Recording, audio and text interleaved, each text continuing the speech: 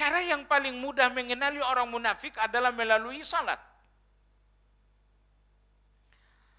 Dan ternyata dalam Al-Quran dan hadis, sifat orang munafik di dalam salat ada 6 sifat. Yang pertama adalah ta'khiruha. Yang pertama, orang munafik selalu menunda-nunda salat.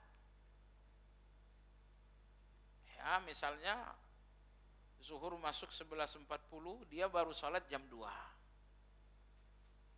Menunda tanpa uzur. Menunda tanpa alasan. Kemudian sifat munafik yang kedua dalam salat adalah al-kasal, malas. Gak ada orang munafik yang semangat melakukan salat. Semua orang munafik berat melakukan salat. Sifat orang munafik yang ketiga dalam salat adalah riya.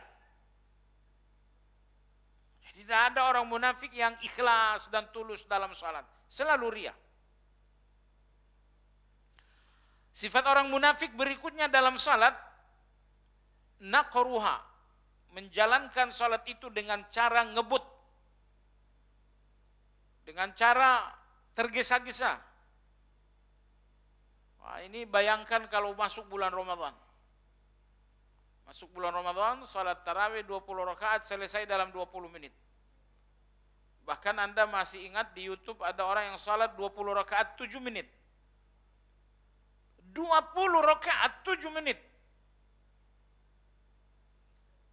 Itu saya kira nggak pakai berbuka itu. Kalau berbuka pasti muntah-muntah itu. Oh iyalah, kalau sampai berbukanya banyak, 20 rakaat harus dikebut dalam 7 menit. Itu Pak, muntah-muntah itu Pak. Ternyata yang punya kebiasaan menjalankan salat tergesa-gesa, itu orang munafik. Dalam hadis Nabi SAW mengatakan mereka melakukan salat lalu ditunda-ditunda. Sehingga begitu sampai di akhir waktu barulah mereka jalankan dengan cara bersegera dan tergesa-gesa. Sifat munafik yang kelima dalam salat adalah la yadhkurunallaha fiha illa qalila. Orang munafik dalam salat itu enggak mengingat Allah. Jadi meskipun di dalam salat orang-orang munafik terus-menerus menyebut nama Allah. Bismillahirrahmanirrahim. Berulang-ulang nama Allah disebut dalam salat, tapi mereka sendiri enggak mengingat Allah itu. Mereka menyebut nama Allah tapi yang ingat yang lain. Kemudian sifat munafik yang keenam dalam salat, la yashhadunal jamaah. Biasanya orang munafik itu tidak ada yang menghadirinya secara jamaah, tapi ini khusus laki-laki. Kalau perempuan tidak ada keharusan berjamaah, tapi laki-laki diharuskan berjamaah.